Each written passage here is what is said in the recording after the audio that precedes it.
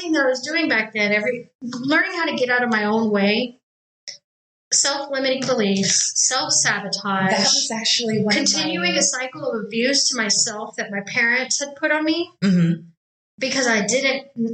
I mean, I gotta say, like, you can consciously know better, but until you really commit to reprogramming your brain, you don't know better. Yeah. You know, and I think, you know, there might still be more work for me to do, but I really think I knocked a big chip off of that block. Okay. I like it. I feel like, man, I've received a lot of feedback. But I think the one that sticks out to me the most is one time my mom was like, "You're very selfish." And Mothers project. And I feel as if it wounded me. And I was like an adult. I remember calling my brother and crying because she had said that. Love her, by the way. But it made me think.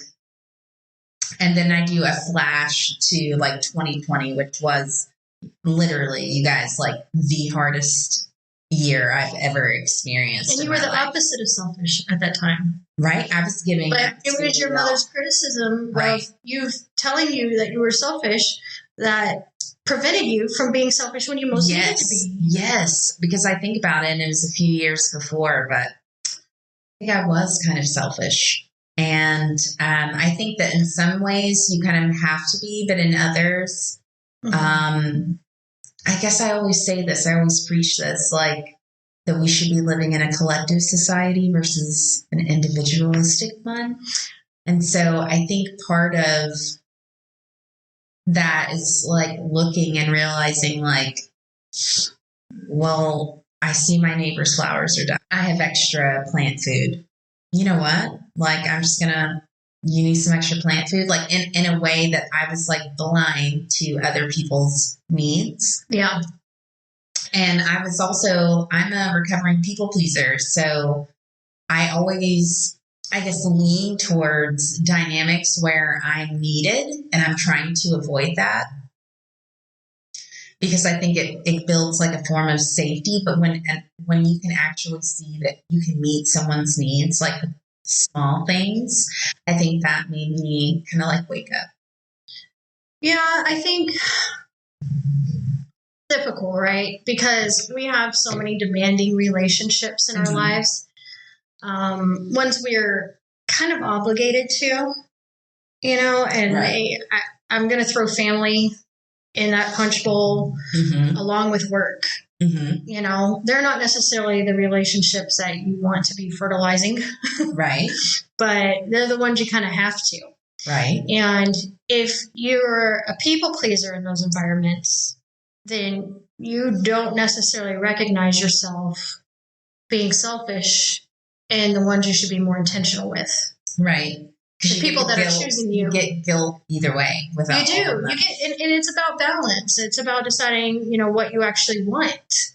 You know? Yeah. And it's okay if you want to be, you know, career focused and hyper independent and all that. That's okay as long as you're happy. Right.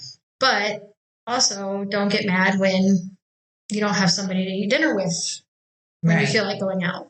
Right. You know, which I just described myself, by the way. So,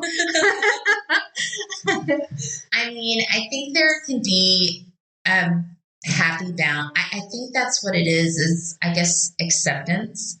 Because I feel like when you fully accept a person for who they are. You're fully loving them. Right? Like you're really meeting them where they are. Like you're not trying to change them. Then a person that is work-driven, busy, a person's like, okay, well then let's pencil in the dinner or let's do lunch instead. I feel like it depends, right? You know? But also sometimes when you do give them that acceptance that maybe they don't just get anywhere else. Right. They do recognize that as an act of love to them. And you might get to see their playful side because they feel accepted around you. Yeah. You know, it's complicated. It's complicated. Like, what does anybody really need? Like, all you can do is your best. All you can do is your best. Right. And going to sleep knowing that is... And you can't save anyone, you guys. You can... No, that's called codependency. You cannot save anybody. You really can't. No. Somebody definitely has to be willing to save themselves. I know that the hard way through my self-sabotaging years and some of the PTSD that I was struggling with. And I definitely kind of tried to throw myself at people that I thought might save me because I really, really needed it.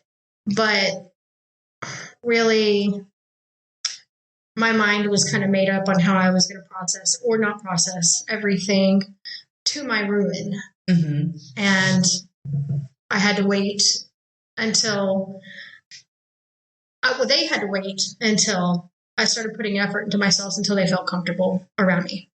Right. So on this, I guess, second half of this journey, like this, your luggage, like, what are you hoping for? To move to another country, one with Eiffel Towers and croissants that don't wreck my gut because they have better food there, and I can drink the red wine because it doesn't have as much sugar there, and the air is cleaner there, and the weather's better than, stinky Texas. But anyway. How's your French? Oh, c'est très bien. I know that. I know me. It depends. It depends, though. Day 1 through 3 of me there is, I'll say, intermediate.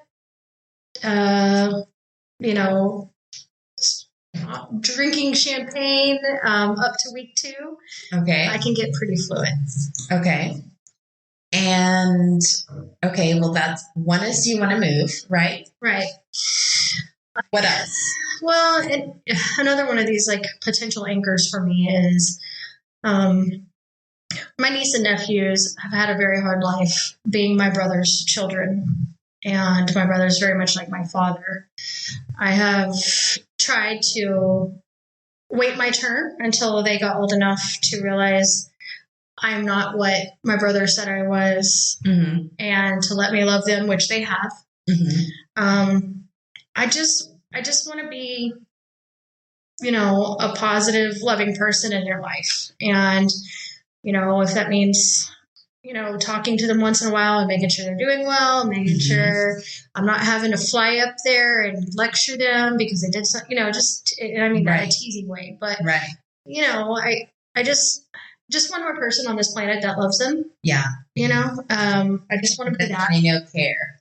Yeah. And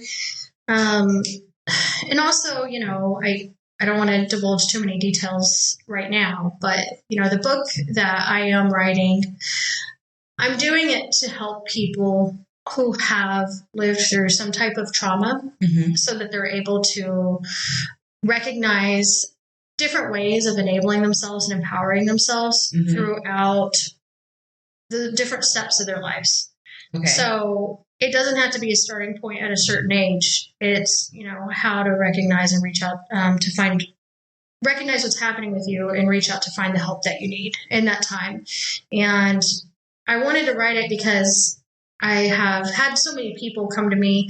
I'm pretty open with my background now. Definitely. I've had plenty of therapy to the point where I don't need to cry about it every time I say it. In fact, I say what has happened pretty objectively. It might shock some people. Shockingly. Yeah, it shocks some people. It's hard sometimes to hear. But I've processed it to that point. But I think it's important sometimes to share some of those things so they know where I'm coming from. But also, I share it because it takes the heaviness too. Yeah, it also very, very frequently. I can't tell you how many times this has happened, but somebody tells me they've gone through something like that too, and they've never dealt with it, or they're going through something like that now, and they don't know what to do. And I don't know if it's the whole Nurse Jen thing or what, but people all the time, whether it's a work crisis or a life crisis or something, I feel like I'm either always the one jumping in to help because I know how to deal with those things, or they're calling me because they trust me to know how to deal with those things. And I was like, maybe I should just like put all my advice in a book. Yeah. And, you know, I don't know how it's going to turn out, and I don't expect a lot from it. But in my mind, like, if it saves at least one life. A lot from it. What would you want from it? Expectation is a crime, but expectation is a crime. Anticipation and also knowing what you want for yourself. My number one purpose of that book is to save at least one person's life. And then also, you know, if I could save more than one person's life, that'd be cool. If I could prevent somebody from continuing a cycle of trauma in their life, that would be super cool. I'll probably never get feedback on those things, and that's okay. You never know.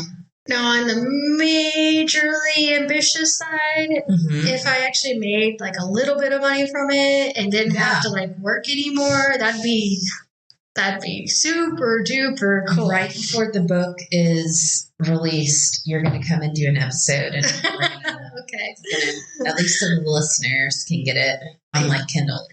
Yeah, I have done the research. I will have to self-publish because it will be nonfiction and blah, blah, blah. But, you know, I have, I'm doing my due diligence with it. You know, I have my medical background. I have a pretty hefty psychology and psychiatry background in terms of therapeutic methods, the neurophysiology that goes behind all of that.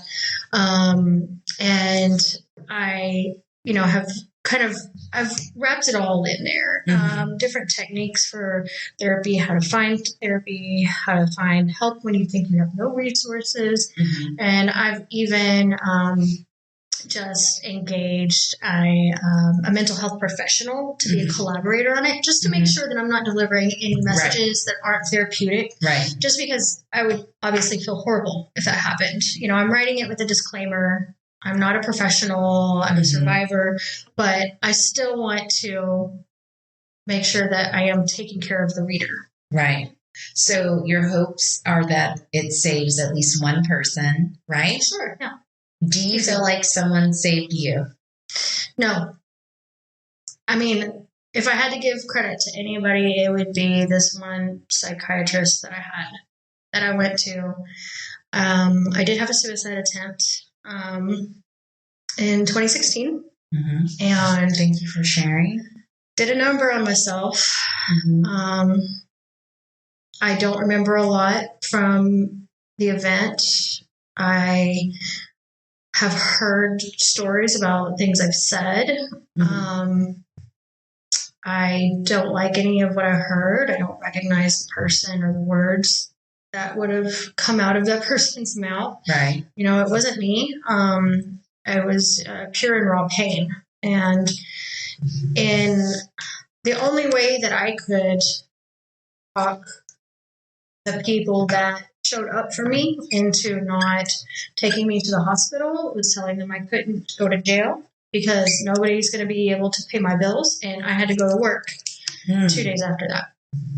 And so I agreed to go to another friend's house where I would be watched.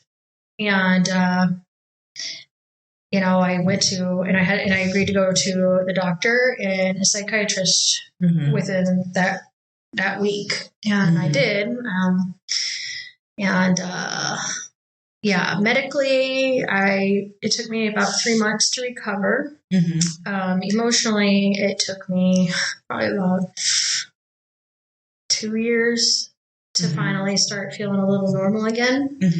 If that might be probably 3, probably closer to 3. But yeah, this particular psychiatrist, she was not having any of my bullshit. She knew I gave her the history, everything. And, you know, that's the problem. Like, you know, my medical background with me understanding, neurology basics, with me understanding of, you know, pharmacokinetics of certain drugs and really just kind of, I really did push back on everything she gave me. And she was like, no, these are your diagnoses and we're going to do this or this and you decide. And none of them were what I wanted.